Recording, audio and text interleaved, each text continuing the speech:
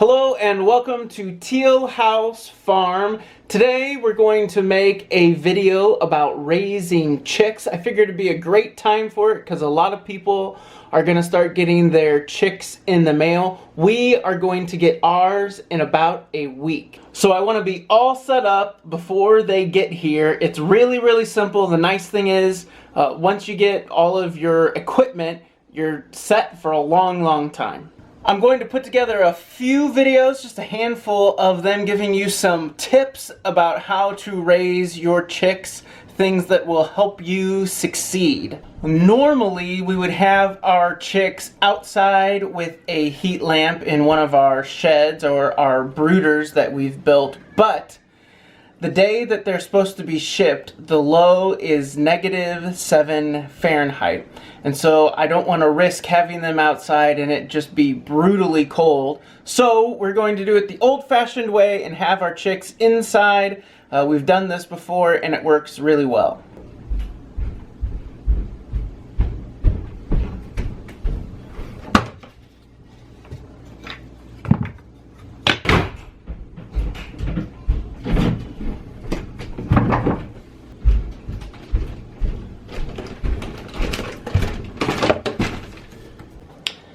Alright, first we have our big Rubbermaid tote. We've used one of these before, actually a couple of times.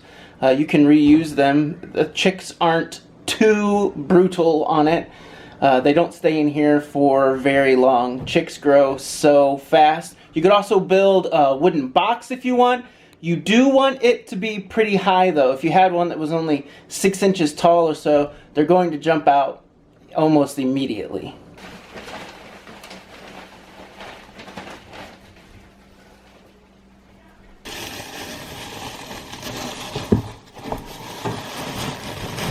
Alright, I have maybe 4 inches or so of shavings. I do like, I know some people might just sprinkle a little bit in there, but they're going to poop and pee and splash in the water. You want enough shavings to like soak all of that up. If you had, like my box isn't big enough, but say you had like a whole barn or a big shed, you might want to even go deeper than 4 or 5 inches to start out. Go more like 6 or 8 inches. The deeper bedding, especially in winter, actually will help insulate them, keep the place a little bit warmer. Okay, next we need a waterer. Water for chicks. A lot of people use these types of fountains. These are the ones that I like to start off with. You also need a block of wood. This is I think this is a 2x6 that has been cut. And so I like to put the 2x6 down and then put the water right on top of it. The reason being, if you put the waterer right on top of the shavings, they're going to kick shavings into it constantly, over and over again. Their water will almost never be clean. As soon as you put it down, they're going to run over, get some water out of it, and kick shavings into it. With ducks, and I might eventually do this too, with ducks, they make an exceptional mess with the water.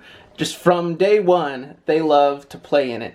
And so I have done in the past, put a pan, move the shavings out of the way, put a pan down, and then on top of that, put a screen, and then put your, at least your water and sometimes even your feed on top of that screen. That way when the ducks or the chicks run over, if they splash water out, it doesn't get your bedding soaked, and any kind of feed that falls out, it will also fall in that pan. It'll keep your pen really clean. This is the type of feeder I like to use at the very beginning. I will take the top off of it when they first come, the first couple of days. I won't even put the lid on, and they will make a mess. They will run all over it, but it makes the feed really easy for them to find.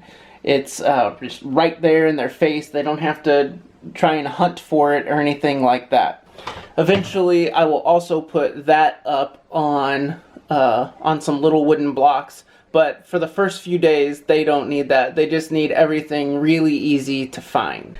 Last time we had chicks, I used one of those little water fountains for the first few days just to make sure all of the chicks got plenty of water. We will use some of Justin Rhodes' magic water, so stay tuned for the next video and I'll give you the ingredients for that. It's great for chicks. But the next video will be next week when we first get our chicks. I'll show you what to do the first day they come and how to make sure they're going to have a really good start to life. But I used one of those water fountains and it worked great. And a couple days later I transitioned them to a nipple waterer. And that was fantastic for the chicks. For ducks, I think they're still going to make a mess. And ducks really need a place to dip their bills into water, but for the chicks it worked awesome. There was no dirty water. I don't know that I'm going to have enough room here to do that, but nipple waterers are awesome for chicks. The last thing we need, and something that you might notice is missing, is some kind of heat for the chicks. When you first get your chicks, it needs to be pretty warm for them, so you need some kind of a heat source, and we've used a heat lamp in the past and they do work well. Although a lot of people do have problems with your wires breaking on them and causing a fire, things like that. They're not very safe.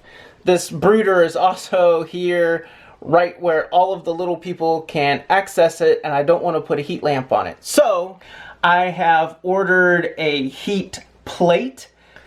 A heat plate is just that. It's a flat plastic plate that has some heating coils in it. It's kind of on stilts, and so the chicks can run underneath it. But it's very, very safe. There's a lot less likely chance that you're going to start a fire. So this is just kind of the basics, and once you've bought a few of these things, you can reuse them over and over. Eventually, like the bases on the waterers, they're going to crack and you're going to have to replace them. But for a very, very cheap amount of money, you can get started with chicks and be able to use a lot of these things over and over again. It really doesn't take much to get going. Make sure and tune in next week when we actually get our chicks. I will walk you through that process, what you need to do when they first come. This is actually going to be a lot of fun. The girls, this time around, we let the girls pick which chicks they want. And so we've got all kinds of different breeds. The girls were really, really excited. And so it's going to be a fun day. So make sure and come back next week to see that video. One question I know people ask is, where should I order my chicks? There's always a lot of hatcheries everywhere. And my advice is to find a hatchery that's close to you that has a good reputation. But we order from Cackle Hatchery. We're in Missouri, and so it's south of us. And so the chicks don't have very far to ship. Now, if you want to order a special breed of chick or something, you might have to order quite a ways away. But it doesn't make sense for us when we have a reliable hatchery close to try and get chicks from like Florida or something. It's just more stress on the chicks. It's a lot further for them to travel. Here in Missouri, they don't have far to go. I think it gives your chicks a much better chance of success and having a much better survival rate if you get somewhere that's get your chicks from somewhere that's much more closer and has a really good reputation. So that's my advice for you. I think that's all we have for you today. Thanks for watching, and we'll talk to you later.